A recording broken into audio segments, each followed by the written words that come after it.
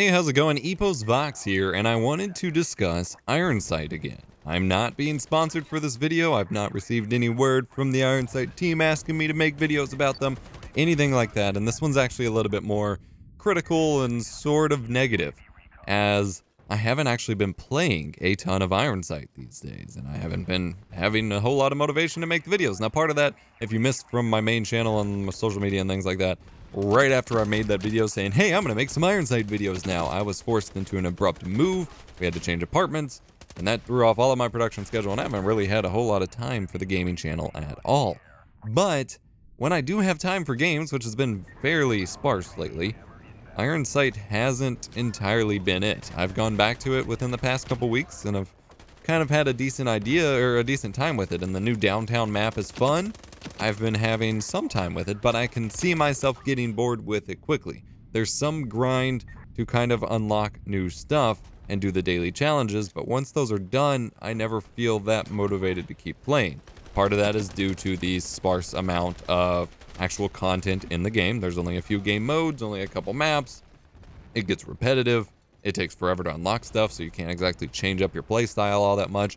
And I feel like certain playstyles and guns are kind of mostly dominant in the game, so it doesn't even like encourage you to try other game modes. And that played into a lot of thoughts that I was having, especially in a discussion I was having with BBK Dragoon that he then mentioned in his recent Master Chief Collection video regarding video game depth.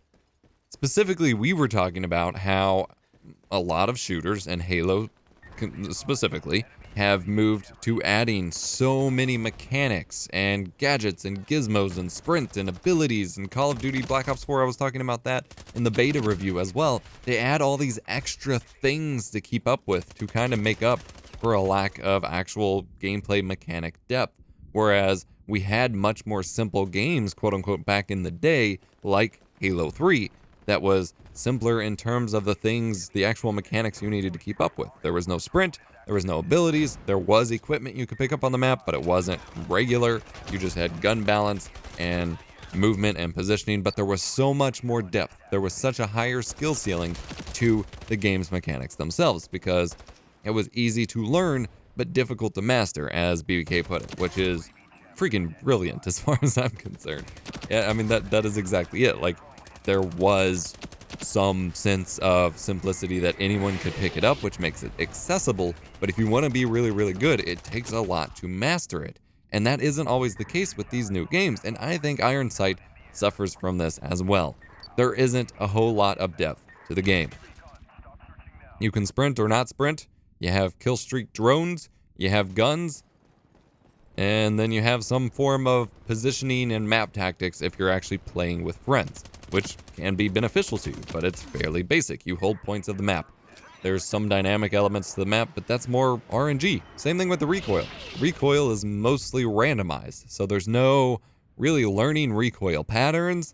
There's no planning out parts of the map. It's just running and gunning, which is super shallow and is fun and gets you super hyped for the first, I don't know, 10 hours or so, where you're just like, yeah, this is Call of Duty, but free and better, and it's on PC, woo! And then you get into it enough, and you run out of challenge. You run out of new things to learn or new experiences to have. You play genuinely the same thing over and over. And so when I take, multiple week or multiple months breaks from it and come back to it, yeah, I have a pretty good time.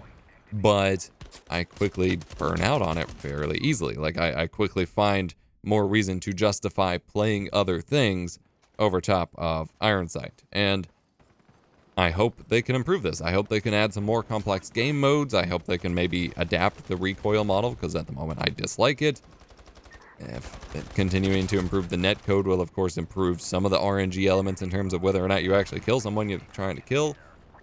The kill streak system, you get to choose between like the passive and active, the killing ones versus the recons, but beyond that, they're super basic. It's a very basic game, and I would love to see, with the current sandbox-ish that they have, some more depth added, some more mechanical figuring out that they can add, again, without just adding more mechanics.